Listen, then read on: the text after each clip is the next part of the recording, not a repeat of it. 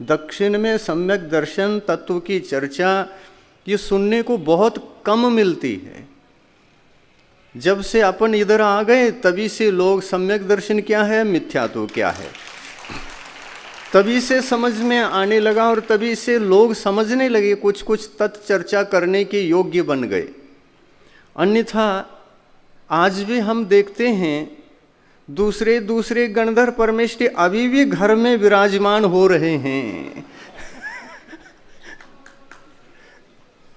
अभी भी घर में विराजमान हो रहे हैं। तो ये सम्यक दर्शन की चर्चा से ये आत्माएं भव्य होते हुए भी कितनी दूर हैं अभी, इसको देख करके दया आती है, करुणा आती है। जो गणधर अपने नहीं उनको गणधर समझ के बैठना, यही दर्शन मोहनी का उदय कहलाता है।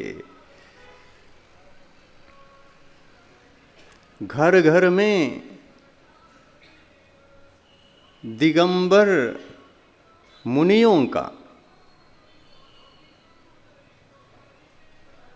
फोटो भाव चित्र होना चाहिए, उसके आजू बाजू में कुछ और नहीं होना चाहिए। राग संबंधित देवताओं का, परिग्रह संबंधित देवताओं का और परिग्रह संबंधित गुरुओं का ये फोटो नहीं होना चाहिए और न ही स्टैच्यू होना चाहिए। 4 दिन के लिए आप गणधर परमेष्ठी को ले जाते हैं घर में, उसको परमेष्ठी समझ बैठे हैं ना। हमारे संसार सुख के उद्धारक यही हैं, हमारे बुद्धि को सद्बुद्धि देने के लिए यही हैं। और इसको करते समय आपका गुणस्थान कौन सा होता है अभी अभी पता चला है ना। कौन सा गुणस्थान होता है? पहला गुणस्थान होता है। और पहले गुणस्थान में सोचो, पहले गुणस्थान में ज्ञानावरणी कर्म का सबसे ज़्यादा उत्कृष्ट अनुभाग स्थितिबंध पहले गुणस्थान में होता है। बुद्धि का विकास कैसे होगा? बुद्धि कारक हमारे परमेष्ठी कह करके परमेष्ठी के स्थान पर इस असली परमेष्ठी को भूलकर आप उसको करते चले आ रहे हैं, कल्याण कैसे होगा? इसलिए थोड़ा थोड़ा स्वाध्याय करने का आदत डालो। स्वाध्याय करते करते बहुत कुछ पता चल जाएगा, बुद्धि किससे बढ़ती है। यदि उस गणधर परमेष्ठी को भूलकर इस गणधर परमेष्ठी को अपना लेते हैं तो आपका गुणस्थान बदल ही जाता है। कौन सा हो जाएगा? हो जाएगा कि नहीं होगा? कौन सा? चौथा। इस गंधर्व परमेष्ठी के पास आने से चौथा हुआ और उस गंधर्व परमेष्ठी के पास जाने से पहला हुआ। पहली कक्षा में ही पढ़ते पढ़ते कितनी बार फेल हो रहे हैं और अनादिकाल पहली कक्षा ही पढ़ते रहे आप लोग, चौथी कक्षा तक गए ही नहीं। अब ऐसा नहीं करना है। अभी आपको चौथी कक्षा में प्रवेश करना है। आप जब चौथी कक्षा में प्रवेश करेंगे तो वहाँ पर देखो कितना अतिशय होता है। सम्यक दृष्टि जीव सम्यक तो धारण करने के उपरांत सबसे पहले तो सराग सम्यक दर्शन को ही, व्यवहार सम्यक दर्शन को ही धारण करता है। प्रशम, संवेग, अनुकंपा और आस्तिक इन गुणों को धारण करता हुआ आत्मा के अनंत गुणों में से ये 4 आत्मा के ही गुण हैं। अनंत गुणों में से ये 4 गुण आत्मा के ही हैं।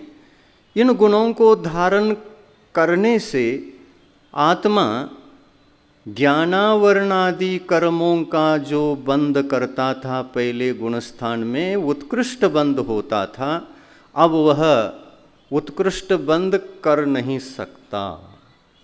स्थिति बंद बहुत कम हो जाता है, अनुभाग बंद बहुत कम हो जाता है। ये सम्यक्त्व का प्रभाव है और असली गणधर परमेष्टि की शरण लेने का प्रभाव है।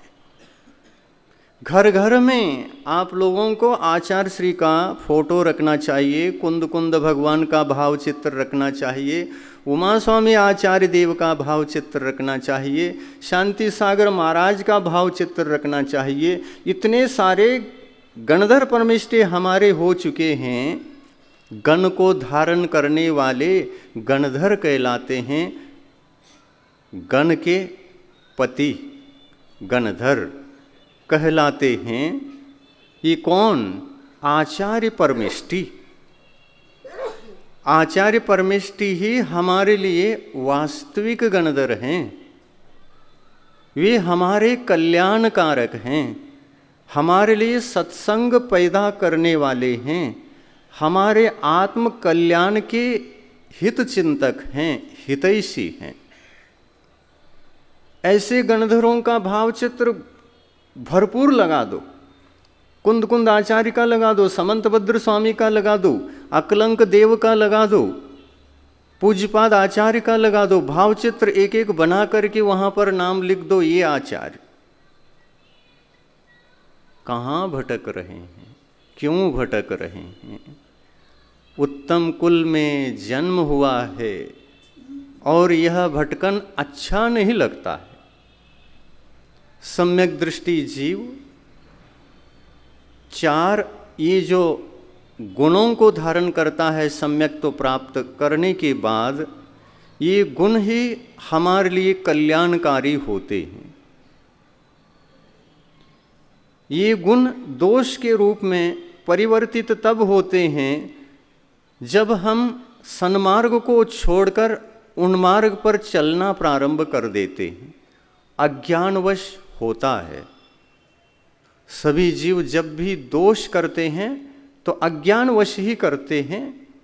अज्ञानवश दोष हो जाता है, लेकिन ज्ञान आने पर वह दोषों को त्यागता है।